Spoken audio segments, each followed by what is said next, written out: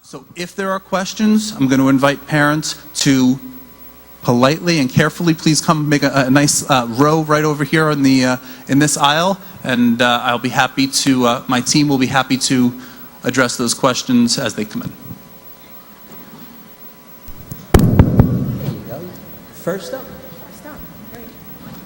And thank you all very much for your patience. This was a lengthy presentation. You have been a wonderful audience. We really appreciate your time and participation.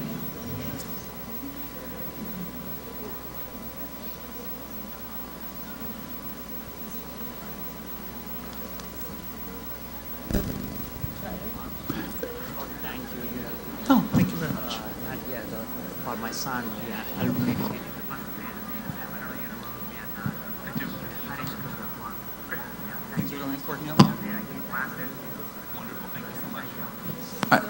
Sure, please. If you wouldn't mind just introducing yourself, please, and then you can step up to the podium. Okay. Good evening. My name is Charmaine. I have 2 kids in Linwood, and I just have a couple questions. One pertaining to one of the slides that were shown earlier, that that there may be videos on this test. And I guess my first question is, will there be headphones for the kids to listen to avoid noise distraction for the other kids? And the second question is, first one. oh. Sure. The question was, will students have headphones for the assessment? Yes. Many of our students have headphones that they use daily in school, as they use our iPads, as they use our Chromebooks. They'll be permitted to use their own headphones. If students do not have their own headphones, we have an ample supply to accommodate their needs. The second question is, I guess I need a better understanding of the end-of-year assessment. If it's only 2 months apart, what are we gaining from that? Is it to gauge, I don't know if it's, are we trying to gauge an improvement level from the students? Because do we really get that from 2 months? That is a great question. It is not about growth in terms of looking for students to increase their achievement. I'm going to share microphones with you. Thank you. It's not about looking for growth. It's a great question. It's about being able to administer different types of assessment questions at different periods in the school year. So I believe the performance-based questions about 70% at the 70% mark in the school year, and the end of year is about 90, 95. So it's, again, just to be able to assess students in different ways and also to spread out the assessment to limit the impact on instruction.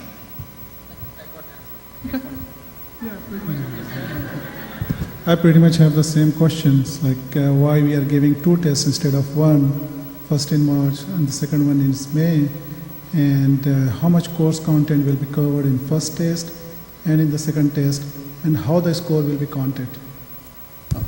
How they're going to derive at a final score has yet to be clarified by the state, but again, is to spread the assessment time out over a longer period to be able to provide instruction throughout.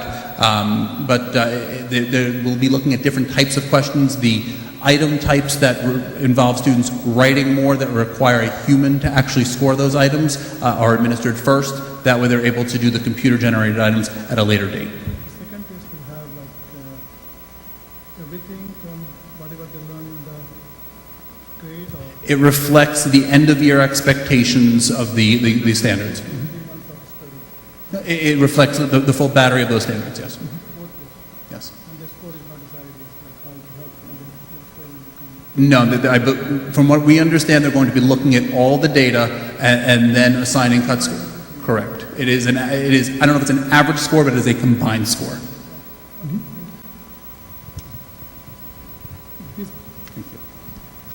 Hi, good evening. My name is Shanice Williams. I have 2 children in North Brunswick schools, one in middle school and one in elementary. And my question is about how the park is going to be used as far as the data, because I'm a little bit confused about that.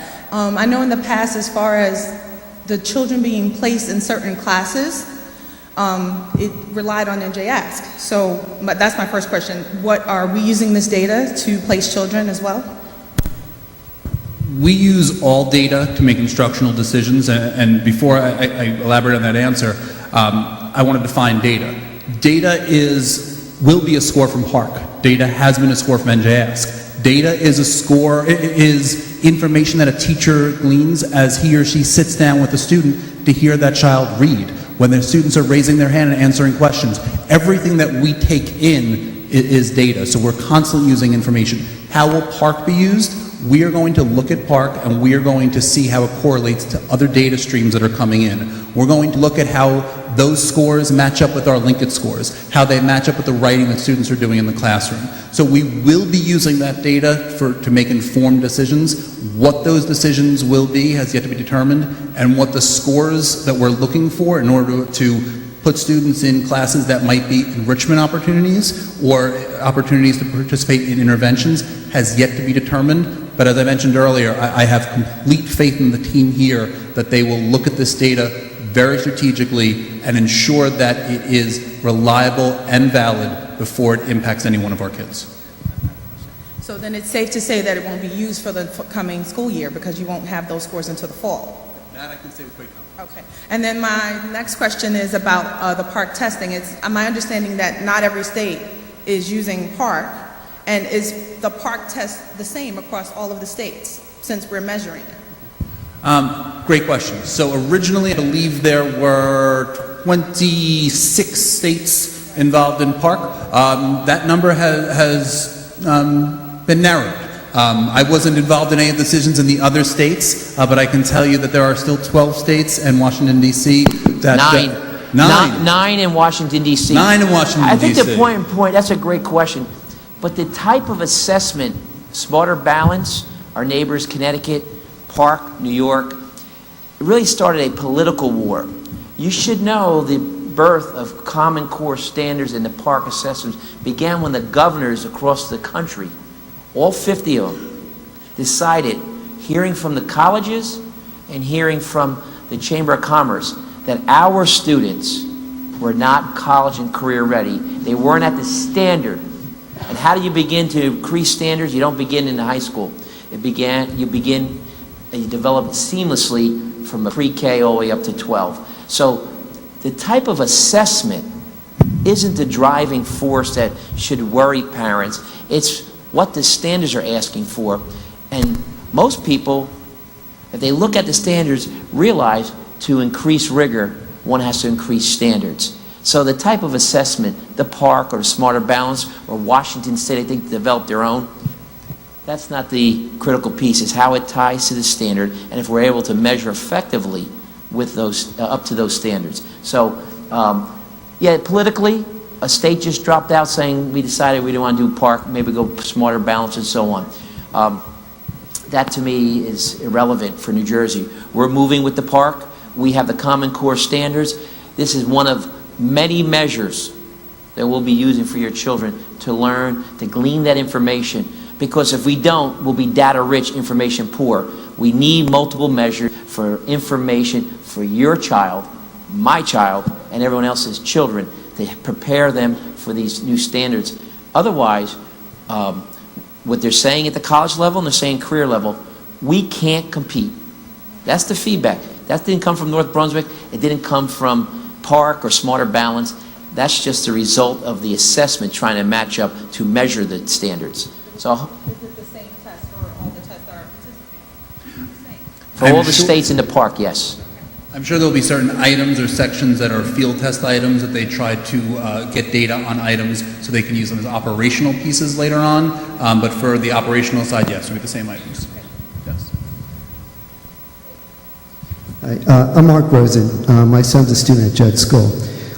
Working in the technology field, I definitely see the benefits of technology through all aspects of life, but I also know there's also inherent risks when you introduce technology, I think.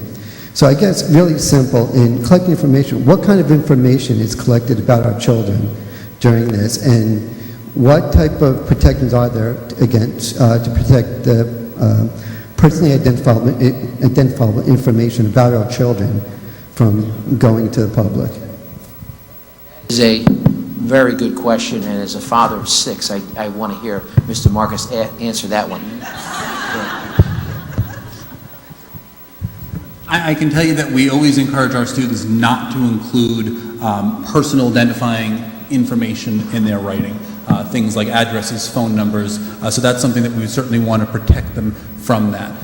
The scoring system, there are people that are going to score these assessments, and I can tell you that it's a great question, and I will get back to you, I'll remember your name, in terms of the privacy piece, but there are pieces in there that I know we've received alerts as a school district when students are sharing things that are perhaps inappropriate. So if there is a concern that perhaps this child feels that they are endangered, that information comes back to the district. So it is certainly looked at, but in terms of the privacy pieces, I do want to look into that and ensure that I can provide an adequate answer.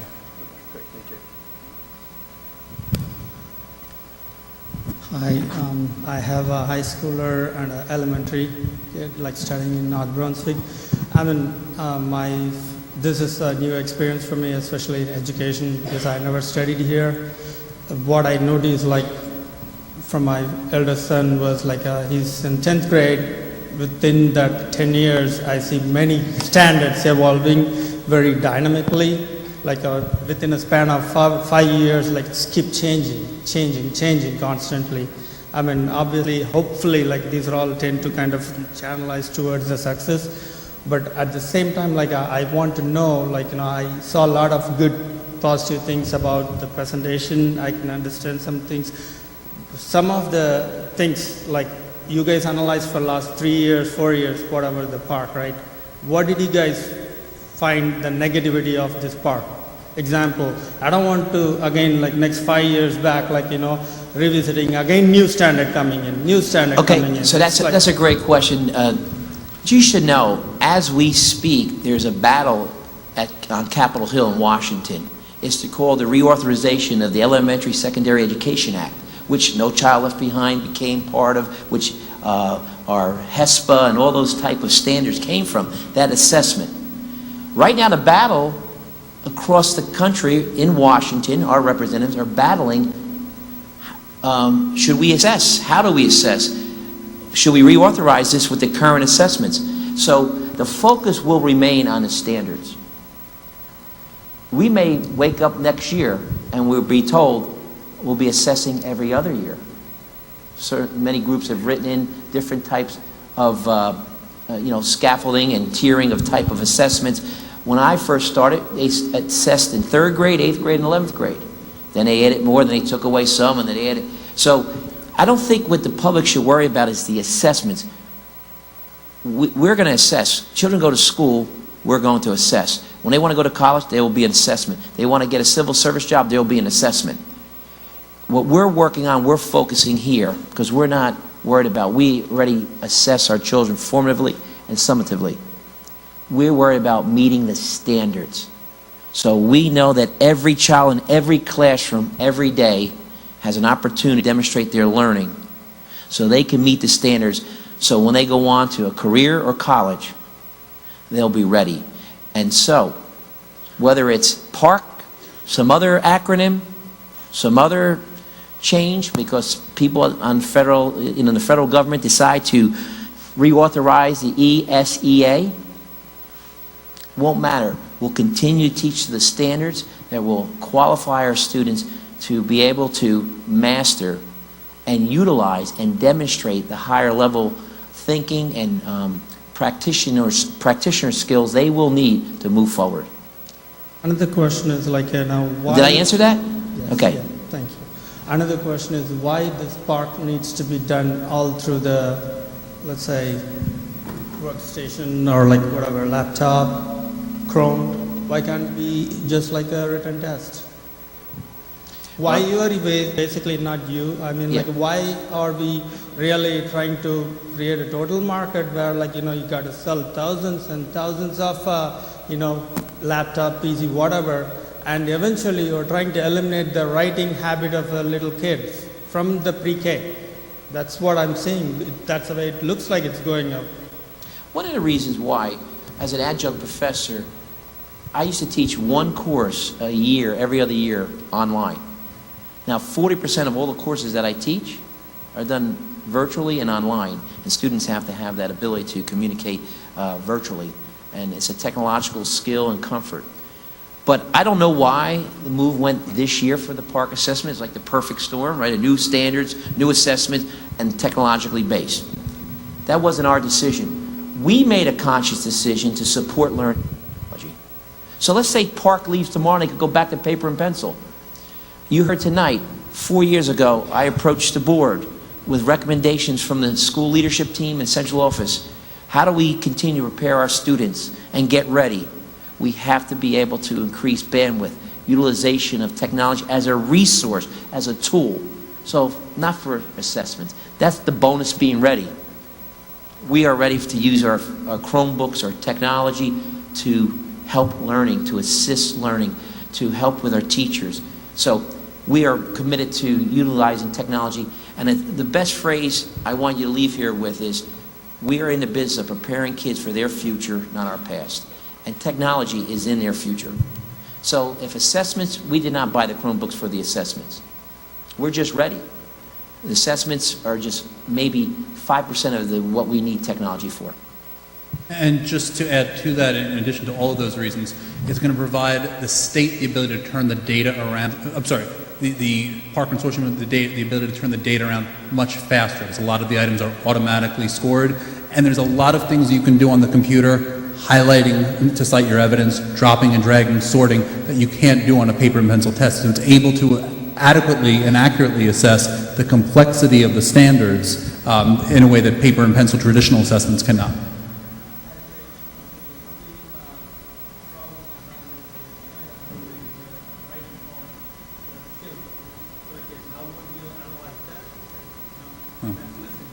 I agree, and that's certainly why the Chromebooks and technology is one aspect of our instruction in North Brunswick, but certainly we have handwriting programs in our elementary schools, and all of our students, we still have paper and pencils. Hi, my son is in 7th grade, Linwood, taking Algebra 1. Earlier, all the children of a particular grade just take NJRs and their scores are comparable. But now, how would my son's score in Algebra 1 test compare to his friends that are taking regular math tests? Is there a normalization or a weightage applied? How is it, compare across? That's a great core. I think it was answered earlier, so it's good that you ask it again so we re-emphasize it. Hi.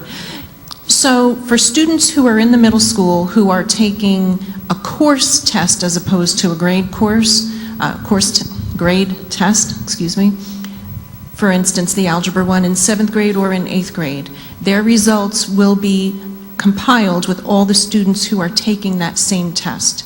So there will not be any reason to compare your child with a friend. We always compare to standards anyway. So that will compare your child's results for the course in which they are enrolled. So if you think about it, it makes a lot more sense than in previous years when students took perhaps a 7th grade ask and that wasn't the content of the classroom. Much like if your son, congratulations, taking Algebra 1 in 7th grade, it means he's a strong math student, but your son may take his first AP class for, let's say, calculus, 10th grade.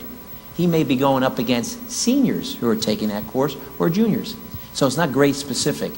It's mastery of the standards for that. So, and that's what colleges look for. So he won't be compared to other 7th graders in regular math. He'll be compared to the course results for those who are taking, no matter what grade. Could be a 9th grade, could be even a 10th grader. Okay. In that case, as a parent, would I have access to test results of like an average score within all students that had taken Algebra 1? Yeah, and I'm going to turn it over again to give you even more depth. But the beauty of having, when we asked about technology and be able to get to item analysis, we'll be able to get deeper into the weeds about the data. But Chad, did you want to? Sure. Yeah. By code, we are required annually to report out our scores to the public, and we do so at a board meeting, typically in November. or December. That practice will continue. So right now, if you visit our district website, you can view this year's presentation and go into our archives. You can view historical presentations as well. But that is something that we do annually.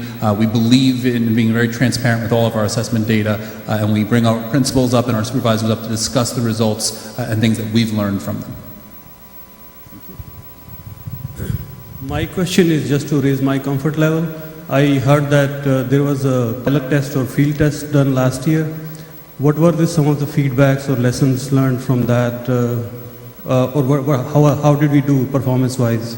That's a great question. They did not give us data for performance. It was a field test for practical application of the computer, getting set in an environment that used technology. It was all of the comfort settings. They did not score the exam or the assessment and give us that type of feedback. What the most important feedback was the qualitative feedback from surveying students, as was mentioned, about comfort, about applicability, about comfort, ease, level of stress, and we were very, very happy because although we would love to have assessment scores, it was really good feedback about being ready and how to roll it out. Yes. Yes. And teachers as well. And we heard students, and I'll quote one student, when can we do this again? We want more of this. They actually enjoyed taking the test online, but administratively, it was a great time for us to dip our toes into the water to see how our test administration plans and procedures would work in during a pilot opportunity. Yeah, so no quantitative data, just a qualitative feedback. Thank you. Thank you, sir. Hi, my daughter is in elementary school. So my question is, before the Parcc test in March, will the school finish the curriculum? Well, the PBA, whereas the PBA is the... Yes. It takes into consideration the curriculum at a certain level, a certain benchmark. Okay. And then there's why it's about 70, 75%, and then the EOY, end of year, right, that'll be about 90%. So there are two benchmarks. So yes, the curriculum is designed to do that. So will it be defined to us? As parents, will we know it? That till what level is the course going to be covered? Because if you see, like everyday maths, you revisit, it's a spiral and everything, right? Right. So sometimes you're doing geometry, sometimes you're doing something else. So I really do not know as a parent what all curriculum will be covered before the performance-based test. It'll match the requirements of the standards to that 75%. Exactly. So will the school let us know? I mean, what all will be, what is the curriculums, what is 75% of the curriculum which you are saying is going to be the part of your first test? So when the tests are constructed on the Parcc website, you can go find, it's called the blueprints for the assessment, and you can pull up each grade level, the performance-based piece, and also they have a list of the end of year, and it'll show you specifically what standards are being covered on that test and what types of questions will be related to those standards. And the teachers have been reviewing them, and I know I have, I'm sure the other supervisors have been working with our teachers to make sure that we're getting in the standards that we need to get in before the PBA. So if you want to see that list, it's accessible to the public on the Parcc website. Okay, and in the end of year test, will you go through what was tested in the PBA, or it will be incremental? No, it's accumulation of the entire year plus everything that was on the PBA plus an additional unit or two in the time that transpires between the two tests. Okay. And the science, I know Parcc is not doing the science. So grade 4 students will have NJRs for science? And when will that happen? Will it happen with the year end, or will it happen in the March? Yes, that's also, that's a great question. On our website also is under state assessment dates. It does list, and it is on the district calendar, the end of May, I believe, May 26th is the date for the NJ Ask 8 and NJ Ask 4 for science. Again, that is paper-based. It will be one-day administration, and actually we just received the practice booklets for those that are going to the schools to go home with the kids. Okay, thank you, sir. Just to add to that as well, there's a myth going around that the Common Core standards are a national curriculum. The fact is the Common Core standards are not a curriculum at all. They're a set of statements that students need to do by the end of it, their grade level expectations year in, year out. Districts have local control of their curriculum. They get to define the sequence of concepts and skills that are laid out in the classroom, the instructional methodologies and programs that are used. So while the testing blueprint certainly does help and influence some of the scope and sequence that we administer here in North Brunswick, the standards don't define our curriculum, the test doesn't define our curriculum. We look at those standards and help us make informed decisions to create curricula. Some of my questions have been answered, but I think this is a little bit deep or leap the kids are taking and new so many things. But at the end, is it going to affect, they're going to go a little bit down on their grades. I know for college admissions, their 7th grade, 6th grade, 8th grade, 10th grade scores are going to be counted. And being the first set of, this test, are we expecting it's going to affect their overall I think if I'm a parent of a 6th grade student, last of 6, okay, so this is the least I'm worried about, at least apprehensive that I am regarding a state high-stakes test for any of my children. It's a baseline year. There's going to be calibration throughout this consortium that we'll be working on to get it right. So if you're in fact, the state has even admitted to, as it relates to teacher evaluations, it's only going to be 10%. They're going to get it right. Again, the focus is on the standards. Testing and assessments, that'll be recalibrated, worked on, monitored, adjusted. It's really about, are we getting kids to the standards? Because if you look at the expectations of the standards, what was expected maybe 10 years ago for 6th graders are now going to about 4th grade. So we are ratcheting it up. So the assessments themselves, which people seem to focus on and get nervous, and there's stress level, and I understand that, that is really what gets calibrated, worked on, tweaked, changed, based on feedback. So we can't implore you enough to have us get that feedback. This will have no negative consequence on your child. First of all, we're not getting the scores back like they asked until fall. We have taken multiple assessments. Your children we have data, we have rich data that will guide us in our thinking and placement and programming. So this data, this test, this assessment, I promise you, I'm sure, not only New Jersey, because when you assess, you learn, you change, you monitor, you get rid of certain types of questions, you get good feedback, and so on. This will be tweaked as well. So do not stress about being so rough on your children it will carry into so many grades later. It will not. Thank you. Okay. They can get some bonus marks, every student. What's that? I'm sorry? Every student can get bonus 5 marks. Bonus? Okay, extra credit?